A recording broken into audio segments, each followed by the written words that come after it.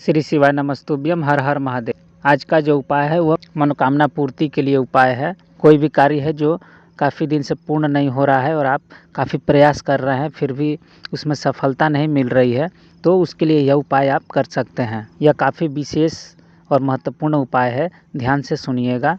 पूज्य पंडित जी की कथा से सुनकर ही मैं इस उपाय को बताने वाला हूँ। तो आइए जानते हैं वह उपाय क्या है। दोस्तों, कामना पूर्ति के लिए यह उपाय काफ़ी महत्वपूर्ण माना जाता है। कोई कार्य है जिसमें आप बहुत प्रयास कर रहे हैं, वह कार्य नहीं हो रहा है, पूर्ण नहीं हो रहा है, प्रयास कर कर के थक चुके हैं, तो इस उपाय को आपको ज़रूर करना चाहिए। तो आइए जानते हैं वह उपाय क्या है। यह उपाय 21 मूंग के दाने वाला उपाय है, जिसमें आपको 21 मूंग के दाने की आवश्यकता पड़ेगी, जिसको आप किसी मार्केट से या बाज़ार से कहीं से भी दुकान से खरीद कर ला सकते हैं। मूंग के दाने कहीं से भी टूटी फूटी नहीं होनी चाहिए, वह आप ले लीजिए, क्योंकि यह उपाय करने के लिए आपको 21 मूंग के दाने की आवश्यकता पड़ेंगी। यह उपाय करने के लिए आप पूरी श्रद्धा और भाव से करिएगा, क्योंकि हम एक बहुत ही महत्वपूर्ण और मनोकामना पूर्ति के लिए उपाय है। और जब आप 21 मूंग के दाने का उपाय करेंगे तो आपकी वह मनोकामना ज़रूर पूरी होगी। तो आइए जानते हैं वह उपाय कैसे करना है। गुरु जी बताते हैं कि आप 21 मूंग के दाने ले लीजिए, कहीं से टूटी फूटी ना हो, और एक बेलपत्री ले लीजिए। वह भी बेलपत्री जो हो उसकी पत्तियां कहीं से भी खंडित ना हो, यानी कि टूटी फूटी ना हो, कहीं से कटी पीटी ना हो। बेलपत्री आपको कितनी लेनी है? एक ले लीजिए, एक ले लीजिए या फिर 5 ले सकते हैं। अगर मिल जाए तो 5 ले लीजिए, वरना एक से ही काम हो जाएगा। लेकिन आपको सिर्फ ध्यान देना है कि वह कहीं से कटी फटी ना हो। और एक समी पत्र लेना है, समी पत्र। उसके बाद आपको 1 लोटा जल ले लेना है। लोटा बेहतर रहेगा कि आप तांबे का ले लीजिए।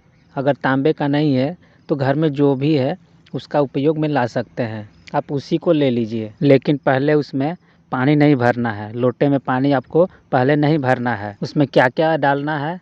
सबसे पहले आपको 21 मूंग के दाने डाल दीजिए। उसके बाद बेलपत्री डाल दीजिए। कितनी लेनी है? 1 बेलपत्री लेनी है, उसको आप लोटे में डाल दीजिए। और उसके बाद समी पत्र डाल दीजिए, यह भी एक ही डालना है। उसके बाद आपको थोड़ी मात्रा में आप उसमें गुड़ डाल दीजिए। गुड़ डालने के बाद आप अंत में उसमें क्या डालना है? आपको साफ़ और स्वच्छ जल डाल देना है। पूरे लोटे को भर दीजिए। उसके बाद गुड़ थोड़ी मात्रा में डाल दीजिए ताकि मीठा हो जाए, बस ज़्यादा मात्रा में नहीं होना चाहिए। उसके बाद यह तैयार होने के बाद इस उपाय को आपको कब करना है? प्रदोष काल में, प्रदोष काल के समय में आपको करना है। इस उपाय को आप प्रदोष काल में करना है। इस उपाय को करने के लिए आप शिव मंदिर चले जाएं। और कब जाना है आपको? प्रदोष काल में जाना है। इस उपाय को पूर्ण होने के लिए प्रदोष काल का समय काफ़ी अच्छा माना जाता है। वैसे तो आप किसी भी दिन जा सकते हैं, लेकिन प्रदोष काल के समय या प्रदोष काल के दिन आपको जाना चाहिए। इस उपाय को करने के लिए प्रदोष काल में ही जाएं। शिव मंदिर जाने के बाद शिवलिंग के पास आपको आपने जो जल लेकर आया है उसे आप श्री शिवाय नमस्तुभ्यम का मंत्र बोलते हुए और अपनी मनोकामना कहकर सच्चे मन और भाव से उसे समर्पित कर देना है। और जो 21 मूंग के दाने, बेलपत्र और समी पत्र सबको समर्पित कर देना है शिवलिंग के ऊपर, अपनी मनोकामना कहकर। बस आपको केवल इतना ही करना है। और कब करना है? प्रदोष काल में करना है, यानी प्रदोष का ये दिन प्रदोष काल में इस उपाय को करना है। प्रदोष काल का समय सूरज ढलने के आधे घंटे पहले और सूरज ढलने के आधे घंटे बाद, यानी कि ठंडियों में 5:30 बजे का समय और गर्मियों में 6:30 बजे का, इस समय आप पूजा कर सकते हैं। इस उपाय को आप सच्चे मन और भाव से करें, आपकी मनोकामना ज़रूर पूरी होगी। यदि आपके मन में कोई प्रश्न है तो आप हमें कमेंट में बता सकते हैं। श्री शिवाय नमस्तुभ्यम, हर हर महादेव।